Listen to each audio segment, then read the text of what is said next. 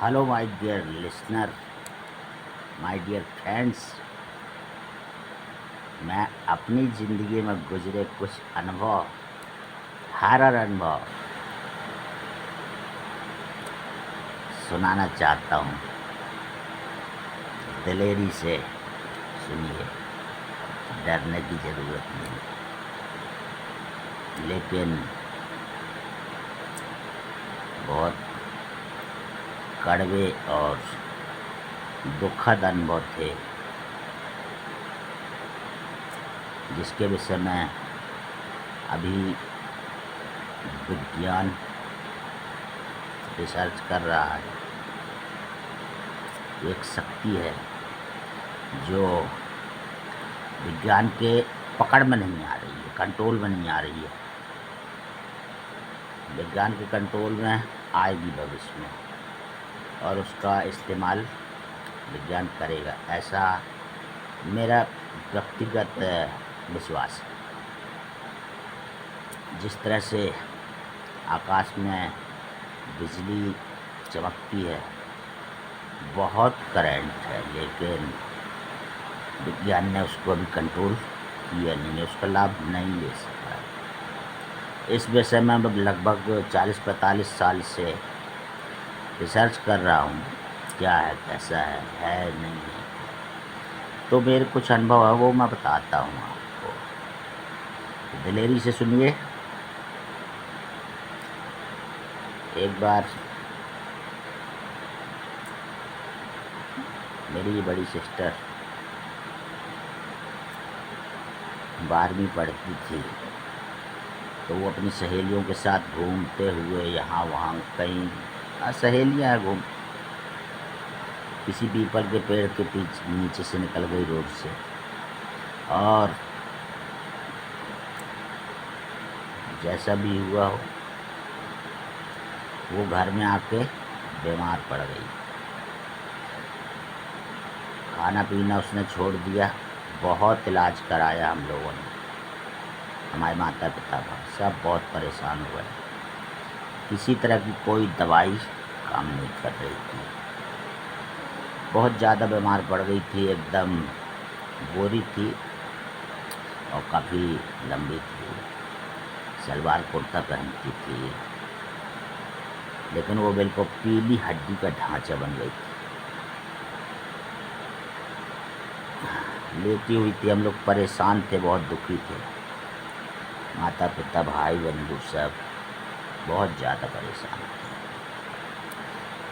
आँख सफ़ेद हो गई थी, चेहरा पीला पड़ गया था, हड्डी का ढांचा, लेटी हुई थी। अब हम लोगों को कोई उपाय नहीं था कि क्या करें क्या ना करें, कैसे ठीक हो। मरणासन्न अवस्था में थी और हिलडुल नहीं रही थी, न बोल बता रही, सिर्फ सांस चल रही थी। हम लोग बहुत दुखी थे, हमने सोचा हम सभी बच्चे, कोई इलाज काम कर ही नहीं रहा था। फिर हमारी सहेली के पिताजी के मौसिया थे, सहेली के मौसिया लगते थे, ठाकुर साहब कौन था। तो सहेली ने बोला कि हमारे मौसिया जो लगभग 65 साल के हैं, वो ये झाड़ा फूंकी करते हैं, तांत्रिक हैं। सहेली ने कहा उनको बुलाइए और शायद कुछ स्वस्थ हो जाए। हम लोगों ने कहा एक रोशनी की किरण जगी हम लोगों को। हमने मौसिया को खबर किया, मौसिया आए। हमारी सिस्टर की सहेली का घर हमारे घर से 2-3 रास्ते कच्चे पार करते हुए मेन रोड के उस पार था उनके पिताजी। तो वहाँ मौसिया थोड़ा 1-2 किलोमीटर आगे रहती थी। उनको बुलाया गया, उन्होंने कहा ठीक है हम आ रहे हैं, आप लोग चिंता नहीं। मौसिया आए, घर नहीं आए, वहीं ठाकुर साहब के यहाँ बैठ गए। हमारी सहेली के पिताजी के जो घर था वहाँ रोड के उस पार वहाँ बैठ गए। अब ऐसे ही बोरा बिछा के बैठ गए थे, कुर्ता वर्दनी जैकेट सिंपल थे, कोई दिखावा नहीं था उनके से। बैठ गए, बोले बुला के लाओ, जाओ उठा के लाओ। हम लोग गए, 6-7-8 लोग गए, घर पहुँचे तो हमारी सिस्टर पड़ी थी, हमसे 5 साल बड़ी थी। हम लोगों ने सब, बड़े बड़े लोगों ने सब ने बहुत उठाने की कोशिश की, वो उठी नहीं, हिली भी नहीं, जबकि हड्डी के ढांचे जैसे सलवार कुर्ता पहने लेटी रही, आँख। हम लोग बहुत ताकत लगाई चारों तरफ से, पर वो नहीं उठी, हिली नहीं। बड़े बड़े लोग भी उठाने की कोशिश किए, सहेलियाँ भी, नहीं उठी, हिली नहीं। फिर हम लोग फिर गए, 2-4 गली पार करते हुए मेन रोड पहुँचे। मेन रोड से उस पार उनका घर था, पट्टी चढ़े, सीढ़ी चढ़े, पर्ची पार किए, कमरा पार किए, दूसरे कमरे में मौसिया बैठे थे। हम लोगों ने जाके बताया कि वो तो उठ नहीं रही है मौसिया जी, कैसे आएगी, आप ही चलिए। उन्होंने कहा नहीं हम बैठे हैं, तुम लोग ऐसा करो सब लोग जाओ और वो उठ के आएगी, तुम लोग सिर्फ पीछे पीछे चले आना, उसको पकड़ना करना नहीं। हम लोग चले आए। अब हम लोग जब वहाँ पहुँच गए, हमारी सिस्टर वैसे ही पड़ी थी, फिर अचानक वो एकदम से उठी, जैसे कोई पकड़ के उसको उठा रहा हो, हड्डी के ढांचा जैसे लहराते हुए खड़ी हो गई। हम लोग आश्चर्यचकित हो गए। और फिर खड़े होकर लहराते हुए दरवाजे से निकली, सीढ़ी से उतरी और वही कच्ची रास्तों से लहराते हुए चलती गई। हम लोग पीछे पीछे सब लोग हिलते डुलते, हड्डी के ढांचा जैसे बिल्कुल चलती गई। एक गली, दूसरी गली, फिर उसने रोड पार किया, आंगन में पहुंची, लहराते हिलते डुलते, और सीढ़ी चढ़ा उसने, आंगन पार किया, पहला कमरा पार किया, दूसरे कमरे में जहाँ मौसिया झाड़ने वाला बैठा था, उसके सामने जाके पालथी मार के बैठ गई और आदमी की आवाज़ में बोली, क्यों बुलाया है मुझे? तो मौसिया बोला, तू कौन है बता? बोला, मैंने हमारी सिस्टर की आवाज़ से जो भी था अंदर, बोला मैं इसको लेके जाऊंगा और आज ही शाम को लेके जाऊंगा। मौसिया ने कहा, भाई तू क्यों ले जाएगा? अगर कोई बच्ची है, गलती हो गई है, तू अपनी नारियल अगरबत्ती ले ले, जो कुछ भी प्रसाद तू बता, मैं तेरा सम्मान में नारियल अगरबत्ती प्रसाद जो कुछ भी दूंगा, तो इस बच्ची को छोड़ दे, क्यों परेशान है? बोला मैं नहीं छोड़ूंगा, इसको मैं लेके ही जाऊंगा और तू कुछ नहीं कर सकता है, और तुझे भी नहीं छोड़ूंगा मैं। मौसिया बैठा रहा चुपचाप पालती मारे। बोला छोड़ दे यार, तू कौन है क्या है, अगर गलती गलती हो गई हो, बच्ची है तो अपना प्रसाद जो कुछ भी तेरा बनता है ले ले, चला जा। बोला मैं नहीं जाऊंगा, इसको लेके ही जाऊंगा। 15-20 मिनट तक मौसिया रिक्वेस्ट करते रहे, लेकिन वो नहीं माना। वो बहुत धमकी देता रहा, सिस्टर की आवाज़ से बोल रहा, तो वो बैठे हुए। फिर मौसिया ने कहा कि देखो मैं अभी प्रेम से समझा रहा हूँ, तू अपनी नारियल अगरबत्ती प्रसाद जो भी तुझे चाहिए तू ले ले, चला जा, अब बच्ची को छोड़ दे। बोला मैं बिल्कुल नहीं जाऊंगा, मैं इसको लेके जाऊंगा, तू कुछ नहीं कर सकता है। बहुत धमकाया मौसिया ने। मौसिया ने कहा मैं अभी प्रेम से बोल रहा हूँ,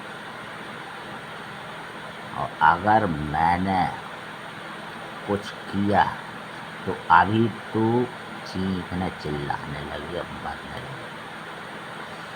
खैर वो धमकी दिया, तू मेरा क्या कर लेगा, मैं इसको लेके जाऊँ। मौसिया ने थोड़ा वहाँ की थोड़ी सी धूल उठाई, थोड़ी सी, और ऐसा छिटका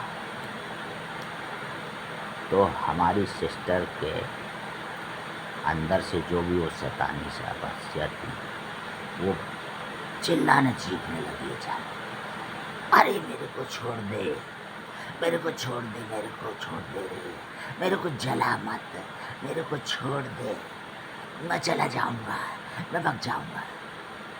मौसिया बोला अभी तू क्या बोल रहा था, नहीं जाएगा, बच्ची को लेके जाएगा। उसने फिर थोड़ा सा दूर छिटका, फिर चीखने चिल्लाने लगा, अरे मैं छोड़ दूंगा, मैं तुम्हारे इधर आऊंगा नहीं, मैं इस शहर से गांव से चला जाऊंगा, मुझे जला मत, मुझे जला मत। बोला अभी तो तू बोल रहा था कि मैं तुझे भी नहीं छोड़ूंगा, अभी तो मैं कुछ किया ही नहीं हो तेरे साथ, मैं अभी तेरे साथ कुछ नहीं किया, फिर भी इतना चिल्लाने लगा। अरे मेरे को छोड़ दे, मैं न जा, मैं चले जाऊंगा, मैं चले जाऊंगा, मैं इससे। मौसिया बोला सुन, तेरे से भी ज़्यादा पावरफुल लोगों को मैं चला के रख कर देता हूँ, और अभी मैं कुछ नहीं किया। अब तू चीखने चिल्लाने लगा, भी कैसा पावर दिखा रहा था, मुझे भी दिखा रहा था, इसको बच्ची को लेके जाएगा। अब बोल।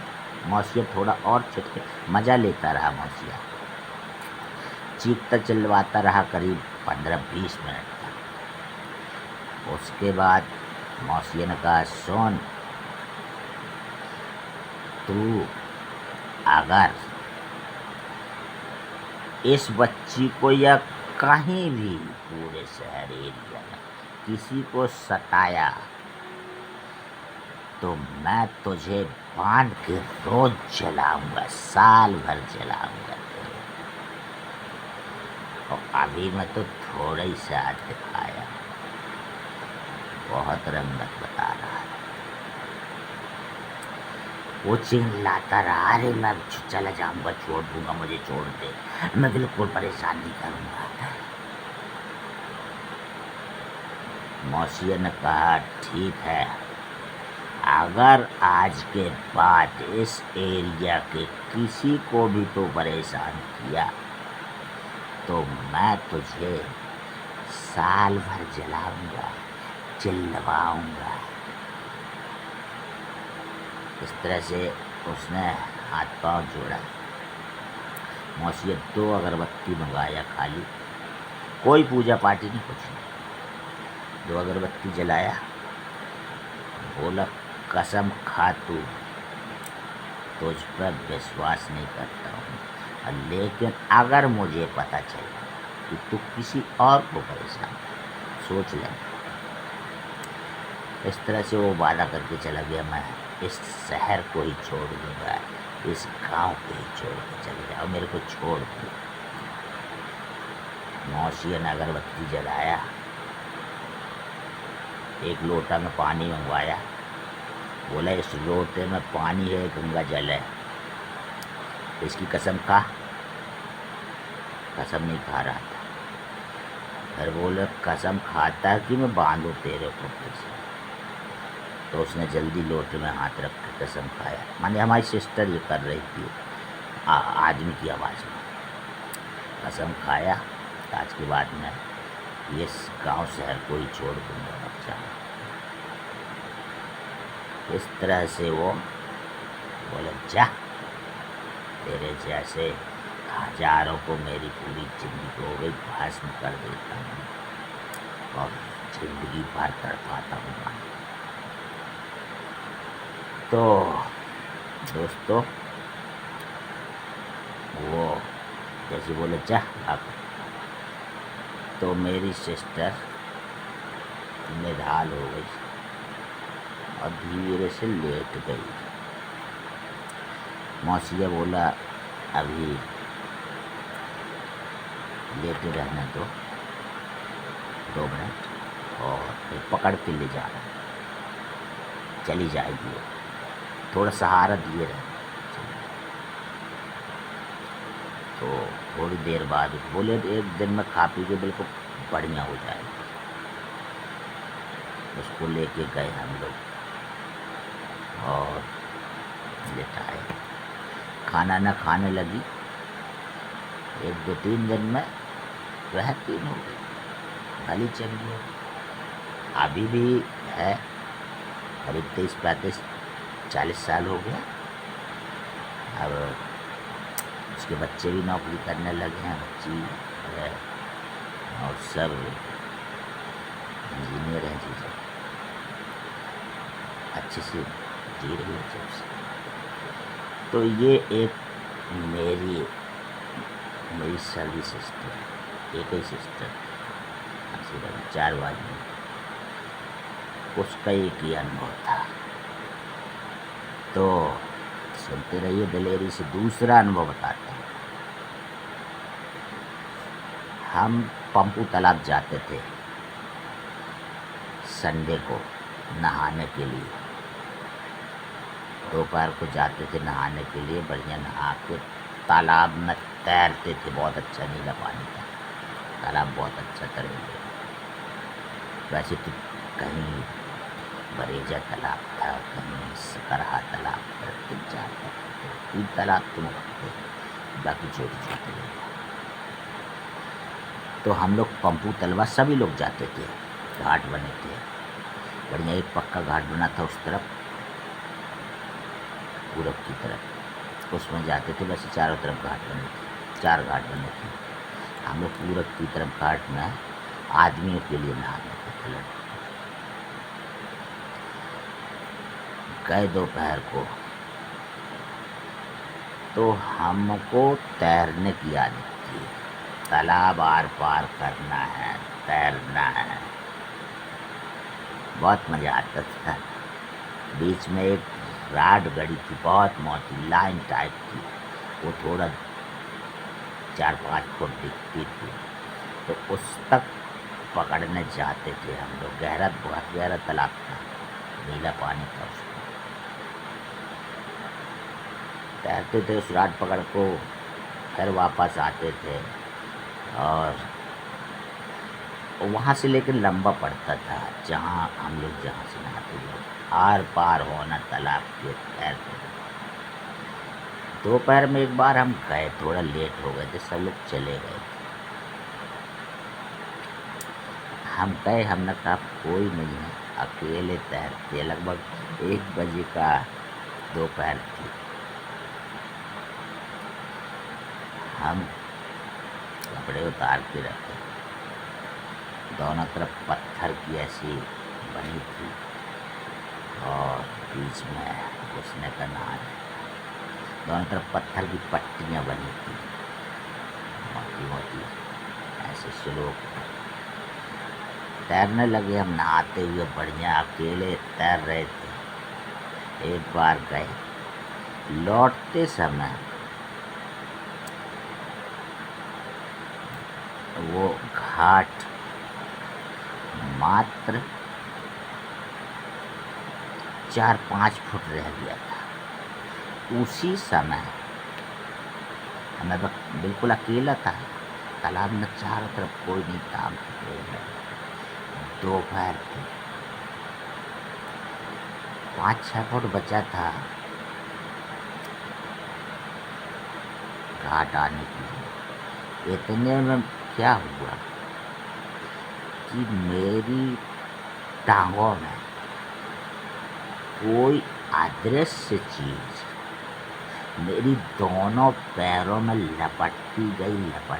मेरे पैर चलना बंद। मैंने महसूस किया, मैं हाथ से छूता था तो वो दिखती नहीं थी, लेकिन महसूस कर रहा था मैं कि वो लपेट रही है। दोनों पैरों को उसने लपेट ही लिया, जांघों तक लपेट लिया। मेरे पैर काम करना बंद, सिर्फ हाथ ऊपर का हिस्सा काम कर रहा था। मेरे इतना घबरा गया, आज नहीं बचा। मैं बहुत हाथों की ताकत से वो पीछे खींच रही थी, वो नीचे डुबाने की तरफ खींच रही थी। मैं पूरी ताकत लगा के हाथों की ताकत से और पूरे शरीर को खींचते हुए कमर तक जकड़ लिया था उस पता नहीं कौन सी अदृश्य रस्सी थी वो। मैं तैरते हुए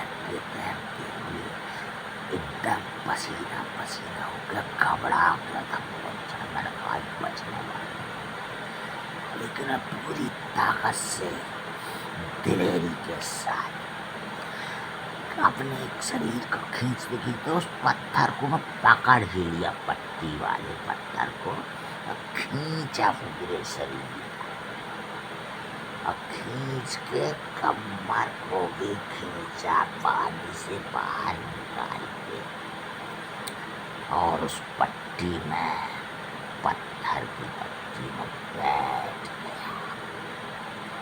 और देखता रहा, मेरा दिल धक धक धक धक धक धक धक धक बहुत ज्यादा घबरा गया था, जबकि मैं बहुत दिलेर आदमी था। लेकिन मैं घबरा गया। पैरों को देखा तो धीरे धीरे वो खुलता गया। पैरों को निकाला मैं, वो खोल के चला गया। मेरे पैरों में अब लगने लगा, खुल गया सब कुछ, दिख नहीं रहा था जो भी रस्सी टाइप का। मैं उस पत्थर में आगे बैठ के जल्दी से जाके फौरन फुल पैंट शर्ट सब्जी बनियान पहना, जूते पहना और स्पीड से भागा। मैं चढ़ा, तालाब को पार किया। तालाब को किनारे किनारे रास्ता बनी थी, आम के पेड़, वहाँ से छोटा सा मंदिर, लाइन के किनारे किनारे जाके सीधे फाटक से होते हुए घर पहुंचा। मैंने कहा आज बच गया। लोग कहते थे उस तालाब में अच्छे अच्छे तैराक तो 3 साल में डूब जाते हैं। मेरे सामने भी एक अच्छा तैराक उसको निकाल के मेरे सामने, तब मैं नहीं मानता था, ये सब चीज़ें नहीं मानता। लेकिन जब मैं खुद होगा महसूस किया तो अभी भी सोच रहा है, काश 5 फुट की जगह मैं 10-15 फुट दूर होता, आज जिंदा नहीं होता। वो पता नहीं कौन सी चीज़ थी जो लपेट रही थी मेरे पूरे सर, कमर तक लपेटती थी, ऊपर हाथ बच गया। इस तरह से दूसरी घटना है। देखते रहिए, दिलेरी से डरने की जरूरत नहीं है। और भी सुनाऊंगा मैं अपने खुद के अनुभव, क्योंकि मैं दिलेर आदमी था। कुछ ऐसी दिलेरियाँ कर जाता था कि जान के लाले पड़ जाते थे। इसलिए आ, सावधान तो रहना चाहिए। और ये कोई ऐसी चीज़ ज़रूर है, और भी बताऊंगा अपने अनुभव। मैं मानता तो नहीं था, लेकिन मैं अभी भी नहीं मानता हूँ। मैं तो दिलेरी से, डरने की ज़रूरत नहीं है इन शक्तियों को। मरे हुए से क्या डरना है? उसके पास शरीर ही नहीं है, उससे क्या डरना? परेशान करेगा। लेकिन वो एक पावर है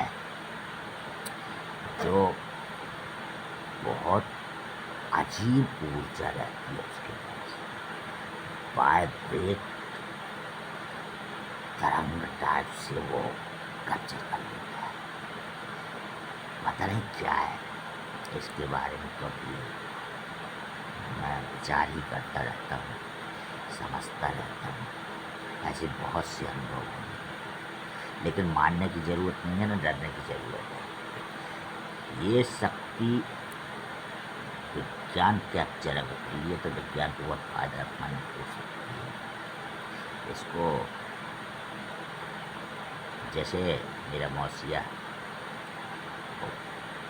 तो कुछ ऐसे लोग हैं जो इन शक्तियों को कंट्रोल करने की ताकत रखते हैं। ये तो मैं देख ही और समझ नहीं पाए। लेकिन जब ये शक्ति विज्ञान की पकड़ में जाए तो विज्ञान को प्रयास करना चाहिए, और विज्ञान प्रयास कर रहा है। ये शक्ति विज्ञान की बहुत काम आ सकती है। जिस तरह बादल की बिजली विज्ञान के कंट्रोल में नहीं है, उसका अस्तित्व है, महसूस हो, बहुत सी चीज़ें महसूस करने की, जैसे शक्कर शक्कर शक्कर जाप करते रहो पूरी जिंदगी। शक्कर का स्वाद किसी को समझा नहीं सकते हो शब्दों के द्वारा, लिख के। सिर्फ एक चम्मच जब चखोगे तब शक्कर के स्वाद को समझ पाओगे। इसी तरह से ये शक्ति महसूस करने की शक्ति है। लेकिन ये इसका ना कोई टाइमिंग है, ये पकड़ के बाहर। लेकिन आप जो महसूस करता है उसी को समझ में आती है। जान के लाले पड़ जाते हैं, जान ले ही लेते हैं। ये है कि जब दवाइयाँ काम न करें तो थोड़ा सा प्रयास कर लेना चाहिए। जो काम करते प्रयास तो करने में क्या जाता है, थोड़ा सा प्रचार। अगर जान बचती है थोड़ा सा प्रयास करने में क्या जाता है। जैसे मेरी सिस्टर बच गई तो इधर में बिल्कुल चमाचम झमाझम हो गई, बढ़िया हो गई। तो थोड़ा प्रयास कर लेना चाहिए, लेकिन इस पर विश्वास मत करिए। भगवान पर, ईश्वरीय शक्तियों पर विश्वास करिए। ये निगेटिव एनर्जी पर विश्वास मत करिए, न डरिए, दिलेरी से रहिए। जो दिलेर आदमी होता है उसको ये शक्तियाँ ज़्यादातर परेशान नहीं करती। ये कभी जिंदा रहते हैं, जिंदा में परेशान करते हैं, मरने के बाद भी। मेरा व्यक्तिगत मानना है, जो जिंदा में परेशान करते हैं वही मरने के बाद, वही लोग जिंदा भूत जिनको कहते, वही मरने के बाद लोगों को परेशान करते हैं। इसलिए सुनते रहिए दिलेरी से, और सुनाऊंगा मैं। ठीक है, नमस्कार।